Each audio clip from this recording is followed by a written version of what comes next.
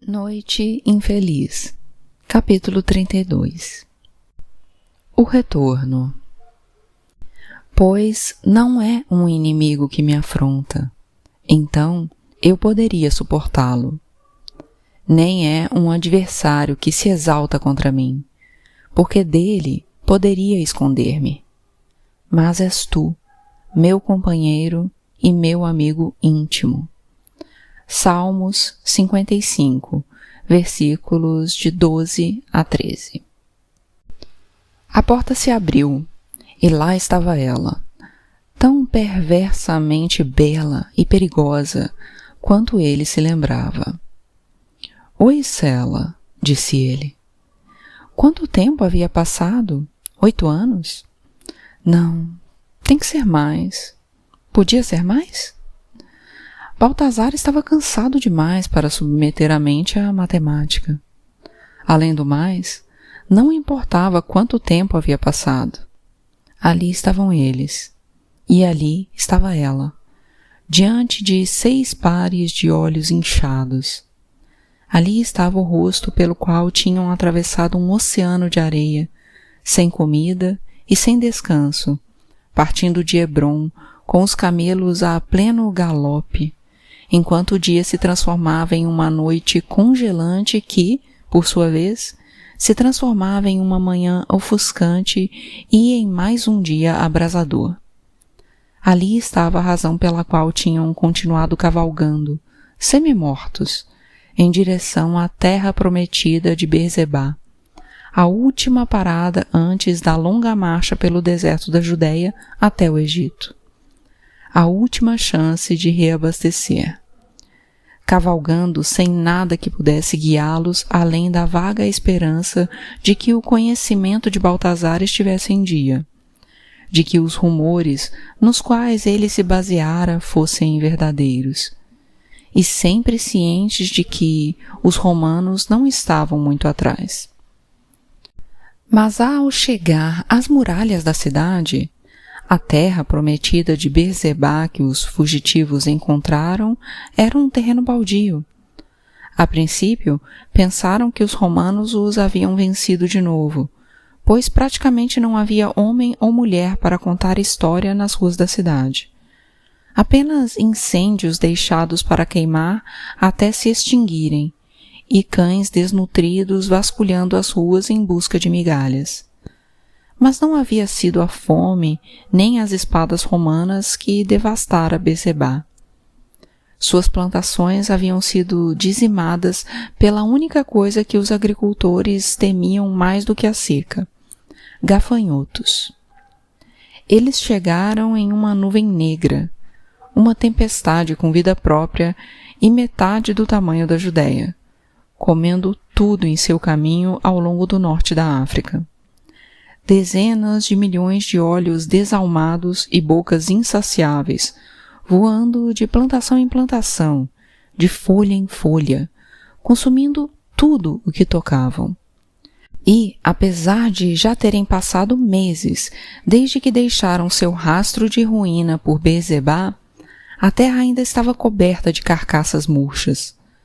Os esqueletos que cada gafanhoto largava para trás ao se renovar antes de seguir em frente, transformando a cidade em si em uma casca morta, súbita e completamente modificada, mas nem um pouco renovada.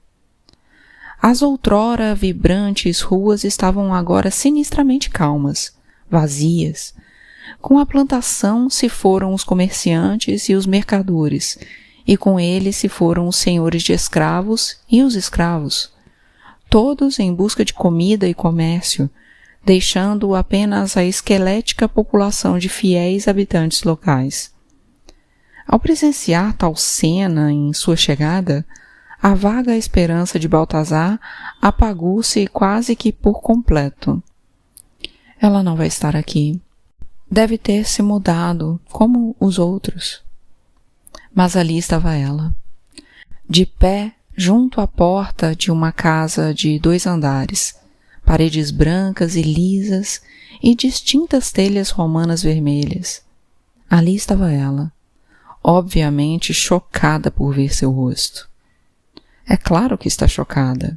Aqui estou eu, depois de todo esse tempo, depois de tudo o que aconteceu, depois da forma como tudo acabou. Sela o encarou de volta pelo que lhe pareceu uma eternidade. A expressão congelada. Seu cabelo era preto como tinta. Tinha o corpo esguio e magro, a pele de cobre polido da mesma cor dos olhos. 10 anos. Isso, definitivamente foram 10 anos. Ela teria mais ou menos uns 24 agora, mas estava exatamente igual à mulher que ele um dia deixara. Baltazar sorriu, o sorriso triste que ela adorava, o sorriso ao qual ela nunca pôde resistir, nem com toda a sua raiva, nem com toda a sua tristeza e desconfiança. Nada disso tinha importância quando se tratava de Baltazar. Era como se seus sentimentos sempre derretessem quando ela o fitava de volta. Quando eram jovens e se amavam com o tipo de amor que só os jovens conhecem, o primeiro amor, o que deixa você com dor de barriga, acordado a noite inteira, contando as horas até o momento do dia seguinte. Será que ela chegou a imaginar que esse dia chegaria? Será que ela meio que esperava me ver aqui a cada vez que abria a porta da casa? Será que pensou em mim tanto quanto eu pensei nela? Chegou a ter outra pessoa? Outras pessoas? Ou será que tem outra pessoa agora? Baltazar abriu a boca para lhe oferecer um elogio. Não estava totalmente certo ainda do que dizer, mas estava inclinado a elogiar sua beleza. Algo como: os anos foram generosos com você. Não, que ridículo. É claro que não foram generosos. Você não envelheceu um dia. Foi o que lhe passou pela cabeça em seguida. Mas faltava-lhe a poesia que desejava alcançar. Você está exatamente como em minhas lembranças. Não, evoca o passado. E, definitivamente, não queremos trazer o passado de volta. Com a boca completamente aberta e sem mais tempo para pensar, Baltazar optou pelo um inócuo, mas seguro. Bom vê-la. Mas antes que as palavras terminassem de sair de sua boca, um punho fechado foi de encontro a ela. Foi com tanta força que seus próprios dentes tornaram-se armas por um instante, voltando-se contra ele e cortando por dentro a carne dos seus lábios. Baltazar quase desmaiou, o cérebro sacudindo no crânio, e cambaleou para trás na rua de paralelepípedos, lutando para manter o equilíbrio.